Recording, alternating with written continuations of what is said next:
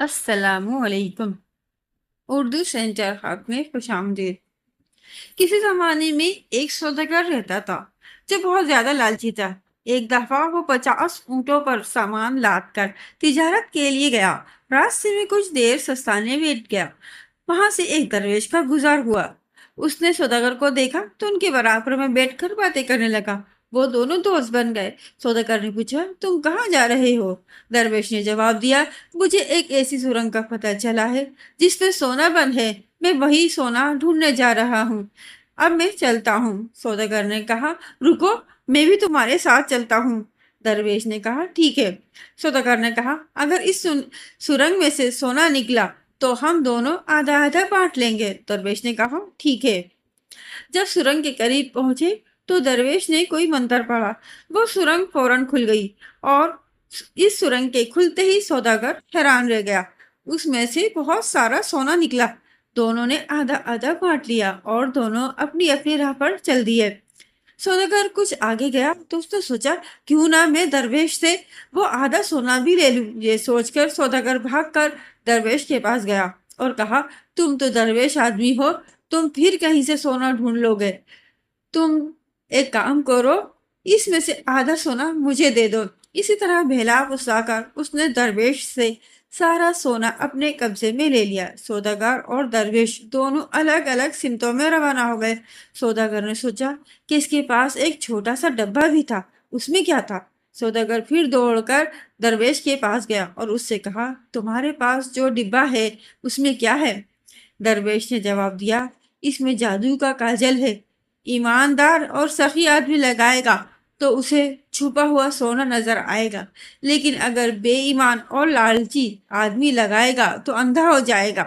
سوداگر نے کہا، یہ میری آنکھوں میں لگا دو، کیونکہ میں تو بہت زیادہ دیانتدار اور معقول آدمی ہوں۔ درویش نے پہلے تو اسے سمجھایا، لیکن سوداگر ضد کرتا رہا۔ سوداگر کا خیال تھا کہ درویش اس سے بہانہ کر رہا ہے۔ آخر درویش نے سوداگر کی آنکھوں میں کاجل لگا دیا۔ کاجل لگانے کے بعد سوداگر نے آنکھیں کھولی تو اسے کچھ نظر نہ آیا۔ اس نے درویش سے کہا، تم نے مجھے اندھا کر دیا ہے تاکہ سارا سونا خود لے جاؤ۔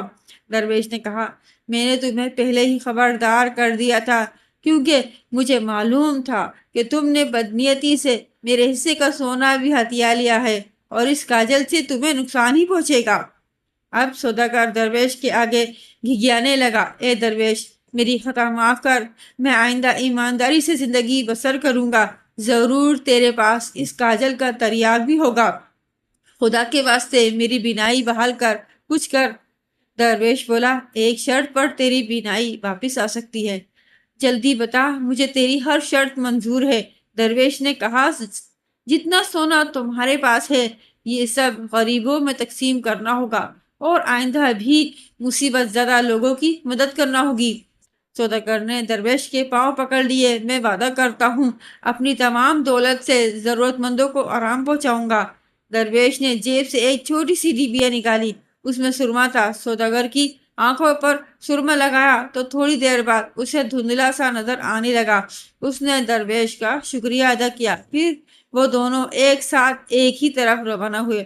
راستے میں انہیں غریب لوگوں کی بستیاں ملی۔ سوداگر نے تمام سونا ان بستی والوں میں تقسیم کر دیا۔ تمام سونا تقسیم ہو گیا تو سوداگر کی بینائی مکمل طور پر بحال ہو گئی اور اسے بالکل صاف نظر آنے لگا۔ درویش نے کہا، تم اپنی سخاوت کا عمل جاری رکھنا ورنہ پھر سے اندھے ہو جاؤ گے۔ سوداگر نے وعدہ کیا اور درویش اسے دعائیں دیتا ہوا رخصت ہو گیا۔